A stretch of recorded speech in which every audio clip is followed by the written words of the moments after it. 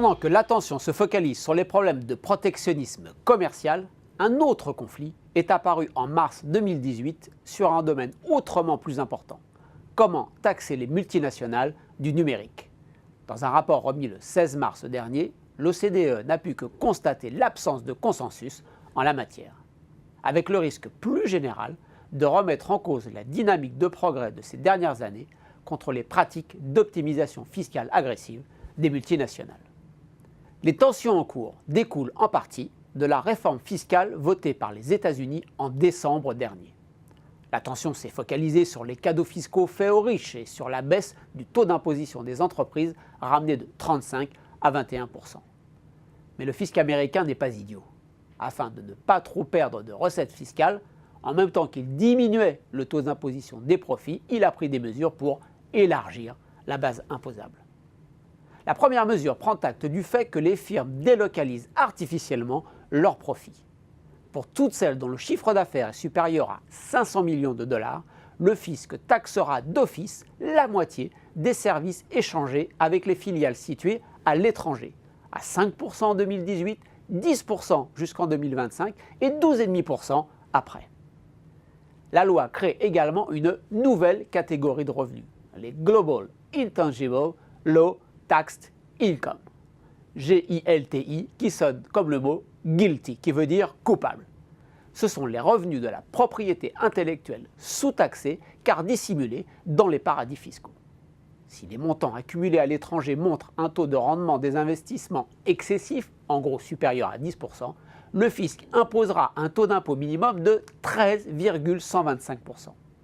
Pour Apple, dont la Commission européenne dit qu'elle a pu être imposée à 0,05% en Irlande, la firme devra payer la différence entre ce taux et les 13,125%. L'utilisation des paradis fiscaux devient d'un seul coup bien moins attrayante. Les États-Unis ont établi rien de moins qu'un taux minimum d'imposition des profits à l'étranger de leurs multinationales. Enfin, troisième mesure importante, le fisc américain propose un taux d'imposition sur les bénéfices réduit pour les entreprises qui localisent leurs droits de la propriété intellectuelle, brevets, marques, logiciels, etc., aux États-Unis pour les vendre à l'étranger. Le pays a ainsi sérieusement changé les règles du jeu fiscal de ces multinationales. Du coup, alors que les États-Unis bloquaient jusqu'ici toute avancée à l'OCDE sur la remise en cause des pratiques de manipulation des prix de transfert, maintenant qu'ils s'attaquent aux problèmes chez eux, ils étaient prêts à avancer au niveau de l'OCDE. Mais l'Europe ne suit pas. Pourquoi? La position américaine consiste à réclamer deux choses. Une réflexion générale sur les pratiques de toutes les entreprises et une imposition fondée sur le montant de la consommation dans les différents pays. En clair, taxer les entreprises non pas sur leurs profits, manipulés, mais sur leurs ventes revient à privilégier une imposition dans les pays de grosse consommation, la Chine par exemple, plutôt que dans le pays d'origine des gros pays exportateurs. Les gigantesques surplus commerciaux de l'Allemagne ferment la porte à tout consensus allant dans ce sens en Europe. De plus, une réflexion générale va prendre au moins 2 ans.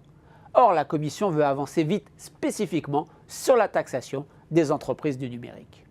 Car la réforme américaine peut attirer la base taxable aux États-Unis. Et de plus, la pression de la société civile est forte et il faut une solution avant les élections européennes du printemps 2019. C'est pourquoi la Commission a proposé le 21 mars dernier un principe de taxation des services numériques à partir de la définition innovante d'une nouvelle base fiscale.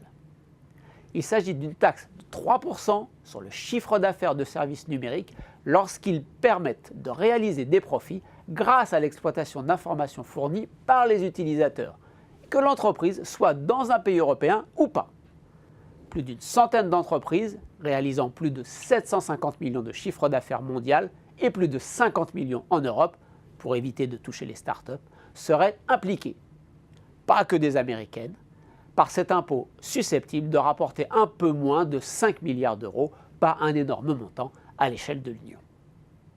Les États-Unis ont d'ores et déjà dénoncé la décision européenne, qui arrive à un moment de tension commerciale, au motif que l'utilisation du numérique concerne toutes les entreprises. Le secteur n'a pas à être taxé de manière spécifique. Une guerre fiscale a-t-elle commencé? Personne ne le souhaite. Mais l'inquiétude est là. Pour preuve, le G7 a établi un groupe de travail sur la question. Il n'aura peut-être pas besoin de beaucoup se réunir. L'Irlande, le Luxembourg, Chypre et quelques autres sont a priori réticents sur l'avancée européenne, un sujet qui réclame l'unanimité.